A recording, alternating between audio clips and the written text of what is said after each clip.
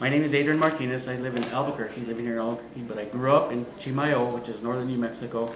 I do a unique art called Intarsia. What it is it's a wood inlay art, and I use a lot of different kinds of wood to make up my art, to make up each piece.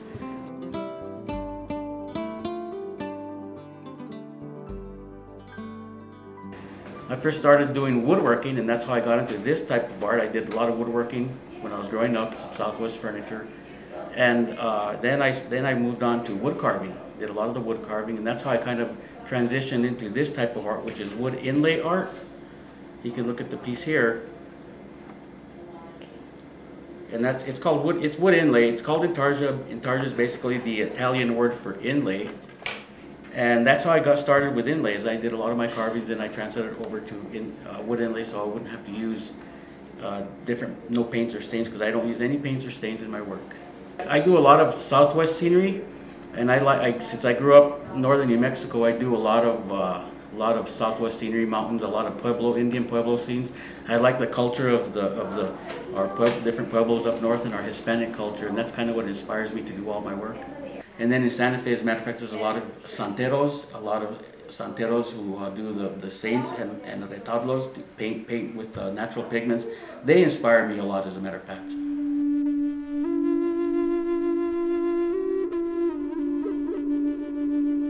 I think the most important part is just getting through my experiences. It's a way to show other people my experiences and our culture, especially in northern New Mexico.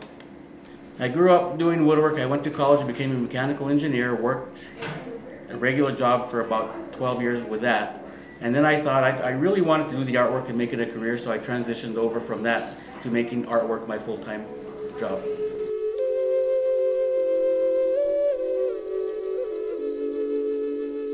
I like to draw my picture on a regular printer, 8.5 by 11 paper, in a line drawing, just using pencil, right? And what I do is I draw it there, and then what I do is take that and put it in my computer so I can size it up or down to whatever size I want. From there, what I do is transfer it to a piece of tracing vellum or tracing paper. That's what this is.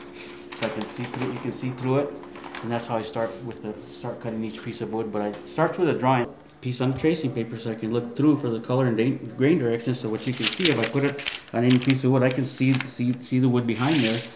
And then what I do is I take a piece of carbon paper, and for each individual piece of wood, I place the pattern on the wood, and then put the carbon paper underneath and trace that. It makes a line in the wood, right? They're all different kinds. Here's some black walnut. Here is a piece of padauk. The feathers here are aspen, and we get that from northern New Mexico. The red one here is cedar, and we get that from northern New Mexico as well. Here's a piece of pine, and we get that from up here. That's local wood from all over. I use about 30 different kinds of wood overall. Some of them are domestic, some of them are imported. So once I take and mark each piece out of the wood, is what I do is I take it to the saw here. What I'll do is I'll take the piece of wood already drawn on, and I'll just cut it out. Take the piece of wood and cut it out in just one little piece of wood, and then I do that for every other piece of wood that I want to cut.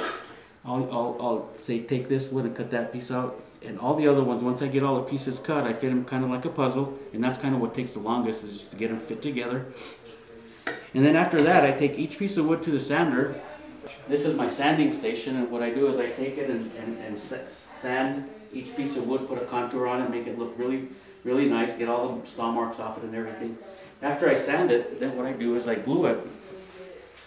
I'll glue it to a piece of backing board, and that's what the inlay process is. You take all the pieces together, inlay them, and glue them to a piece of backing board. Now once that's done, it's all glued and everything. You can see on this piece, I do some wood burning with a wood burning pen. That's what all this is, to add a little bit different effect. And then I also add turquoise stones on some of my pieces because I like the turquoise, I like the color, and it's basically a Southwest art item here. And so I add turquoise to my work as well, and that completes the project. After that, I put a clear finish on it, and it brings the natural color of the wood out. I come up with designs, and then I'll draw it out, and then I'll make it, and I think, oh, I like that piece, but then I think I can change a little bit here or there, and I'll change that. But a lot of the pieces that I really do like are the custom pieces. People order custom pieces of art that can be rather big, so it takes me a while to draw them up because they'll let me know what they want, more or less. So I really like the custom pieces of art that I make.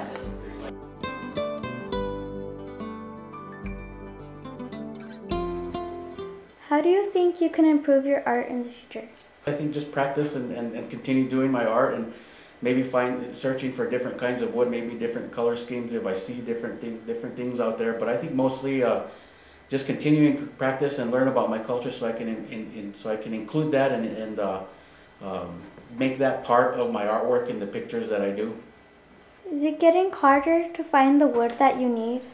In a way, I use over 30 different kinds of wood now, and what happens is if I like a color scheme, and if I use want a different color, I'll try to find that one. Sometimes some of the woods I use have actually gone out of production, but in that case I kind of try to substitute for a different kind of wood with a similar color, or even a different color. I can kind of use a different color to add to my scenery. How do you want to be remembered as an artist?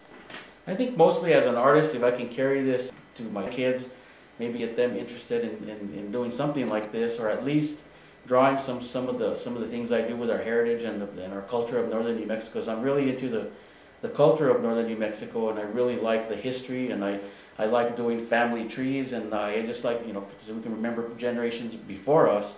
So I think if I can continue this like that and continue with it as far as our culture in northern New Mexico, that would be something I'd like for other people to look at. The wait is over, here we go again, I'm back in the play. Gonna sell another couple meal and take it back to the 8. Gonna take that other couple meal and put it back in the safe. 5 cash for the crib on the back of the lake.